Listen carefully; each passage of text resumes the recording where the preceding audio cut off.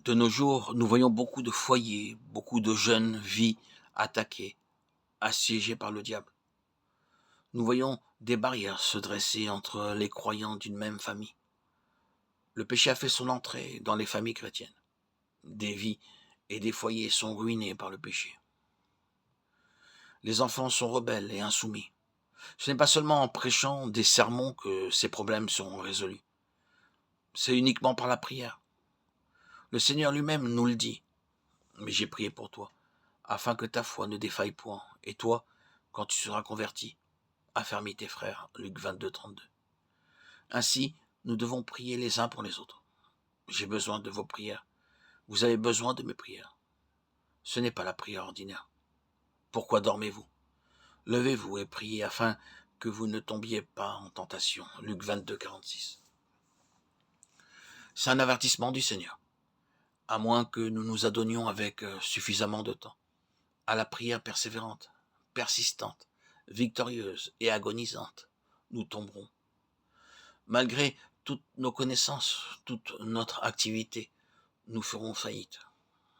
C'est pour cela, je le crois, qu'au tout début de notre sainte convocation à laquelle nous avons été appelés, le Seigneur veut nous enseigner, nous exhorter à prier. Le Seigneur veut répandre sur nous un esprit de prière, de supplication et d'intercession selon sa volonté. Ce n'est qu'à cette condition que les choses que nous entendrons pourront être de quelque utilité pour nous. Que le Seigneur veuille lui-même nous garder durant tous ces jours que nous avons à passer dans cet exil terrestre, où nous sommes tous ensemble, dans un esprit de prière et de supplication. Alors, ce que nous entendrons, ce que nous verrons pourra devenir extrêmement fructueux. C'est par cette même arme que les premiers apôtres sortirent en vainqueurs pour leur service. Après avoir été relâchés, ils allèrent vers les leurs et racontèrent tout ce que les principaux sacrificateurs et les anciens leur avaient dit lorsqu'ils l'eurent entendu. Ils élevèrent à Dieu la voix tous ensemble et dirent « Seigneur, toi qui as fait le ciel, la terre, la mer et tout ce qui s'y trouve, c'est toi qui as dit par le Saint-Esprit, par la bouche de notre Père, ton serviteur David. Pourquoi ce tumulte parmi les nations et ces vaines pensées parmi les peuples?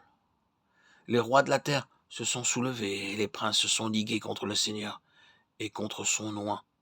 En effet, contre ton saint serviteur Jésus que tu as oint, Hérode et Ponce Pilate se sont ligués dans cette ville, avec les nations et avec les peuples d'Israël, pour faire tout ce que ta main et ton conseil avaient arrêté d'avance.